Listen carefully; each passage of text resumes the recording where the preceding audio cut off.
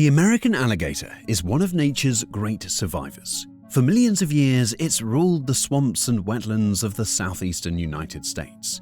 A reptile so tough, it can outlast freezing winters by sticking its snout through the ice to breathe. In its own backyard, the alligator doesn't just survive, it dominates. But what happens if we take this king of the swamp and drop it into Africa? Suddenly, it's not lurking in Florida's slow-moving rivers anymore.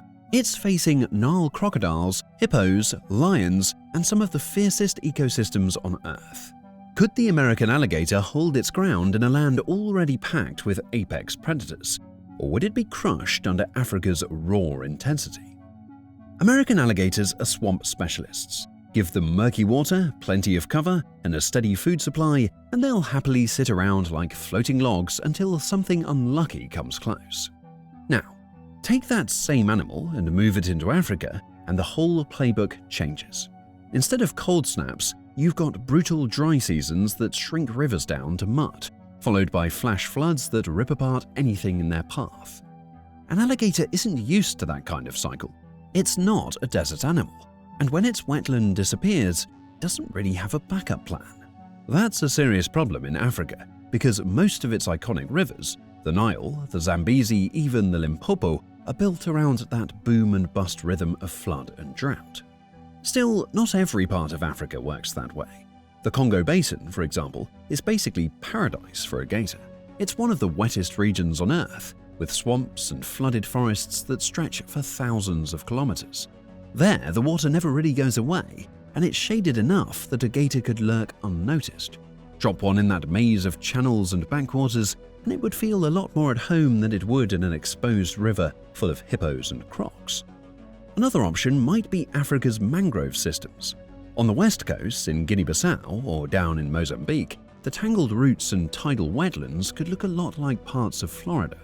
The catch? Alligators hate salt.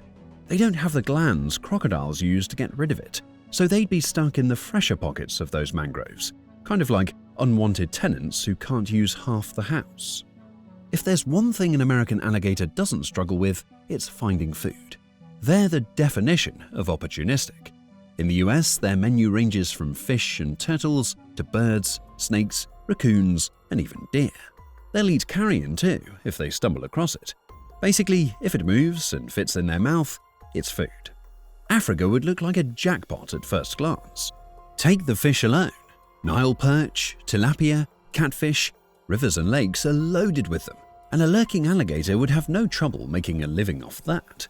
Add in the bird life, herons, storks, and countless waterfowl constantly poking around in the shallows. That's easy pickings for an ambush predator that can explode from the water in half a second. Then there are the mammals, and this is where things get really interesting. In Florida, the largest land prey an alligator might grab is a deer that strays too close to the water.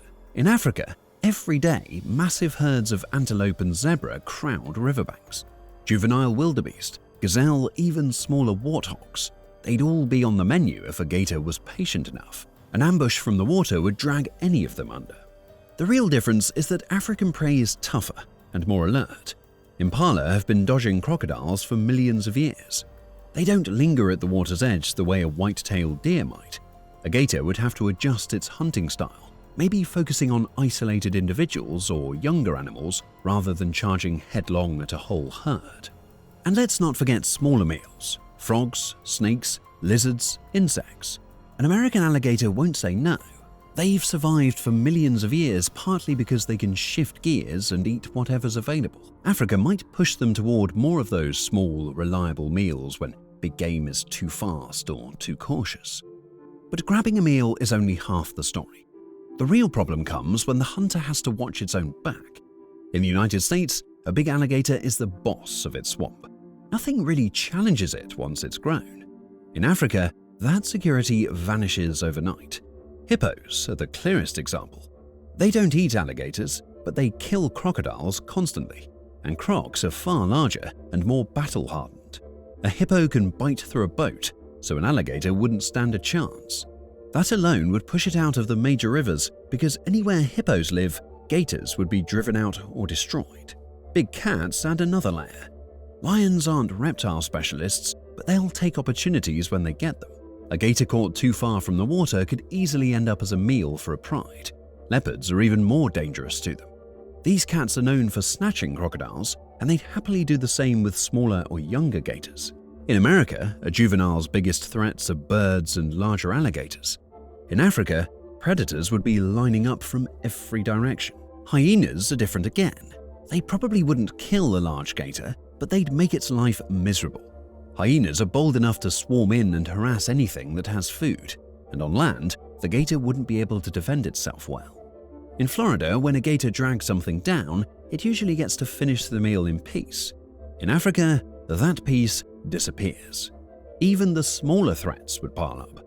Marabou storks or big raptors could take hatchlings. Jackals and monitor lizards would raid nests.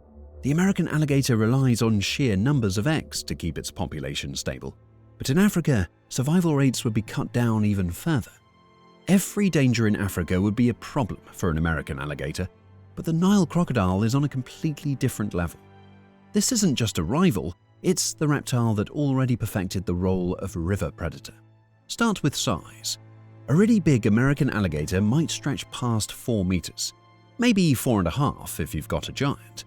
That's a massive animal, but Nile crocodiles regularly reach 5 meters, with a few documented close to 6. The weight difference is even more lopsided. A large gator can weigh around 450 kilos. A huge Nile crocodile can top 1,000. That's not a fair fight. It's like asking a heavyweight boxer to square up against someone twice his mass. Then there's the bite. Alligators are famous for having one of the strongest bites of any living animal, crushing turtle shells like potato chips at over 2,000 psi. Nile crocs crank it higher, around 3,500 psi. More importantly, they're used to clamping down on animals that fight back with horns, hooves, and teeth. Gators mostly grab softer, smaller prey like fish, birds, and deer. Both bites are monstrous, but one has been tuned by evolution for breaking through serious defenses. Their heads tell the same story. The alligator's broad U-shaped snout is perfect for crushing prey in slower waters. Turtles, big fish, anything that needs power more than precision. The Nile crocodile's narrower V-shaped snout is built for latching onto large, agile mammals and holding them down in fast, dangerous rivers. That jaw shape gives it the edge when it comes to ambushing animals like zebras or wildebeest. Behavior is another big split. Alligators are territorial loners for most of the year. Nile crocs, while not social in the friendly sense, tolerate each other around kills. Dozens of them can swarm a riverbank together when a herd crosses. That kind of group dominance makes them nearly impossible to challenge. A single gator isn't just outgunned, it's outnumbered. Even their temperaments differ. American alligators, for all their power, are relatively cautious. Most Floridians know that if you leave a gator alone, it usually leaves you alone. Nile crocodiles don't play that game. They're aggressive, they're territorial, and they'll launch themselves at anything that comes too close, people included. Drop a gator into that mix, and it would be facing an opponent that's not only bigger, but far more hostile by default. So when you put the two side by side, it isn't even a contest. The American alligator is an incredible predator in its home range, but against the Nile crocodile, it would always be second best. That's why, if gators had any chance in Africa at all, it would be in the small, hidden waters where the crocodiles aren't already in charge. If American alligators somehow managed to hang on in Africa, they wouldn't stay the same animal for long. Survival here would force them to change. The smaller ones would be wiped out quickly, so natural selection would push them toward larger, heavier bodies.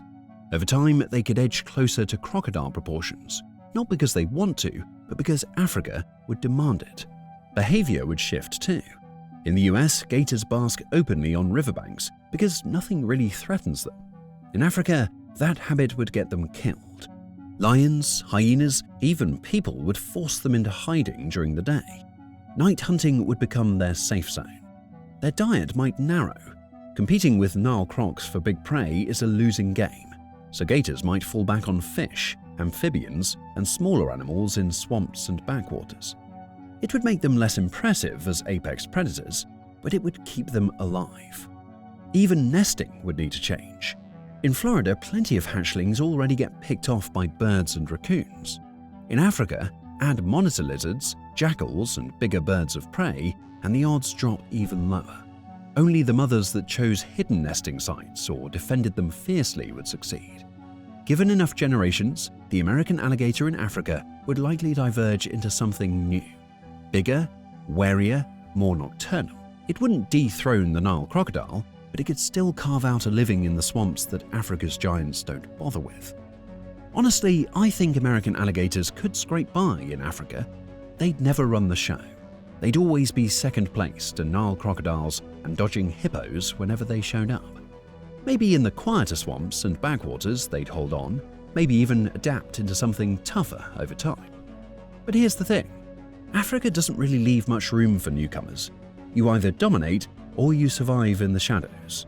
And that makes me wonder, if gators ever did end up there, would they manage to carve out a niche? Or would Africa chew them up before they even had a chance? That's all for today. If you enjoyed this video, don't forget to like, subscribe, and share it with your friends. You can also leave a comment with what you would like to see in the following videos.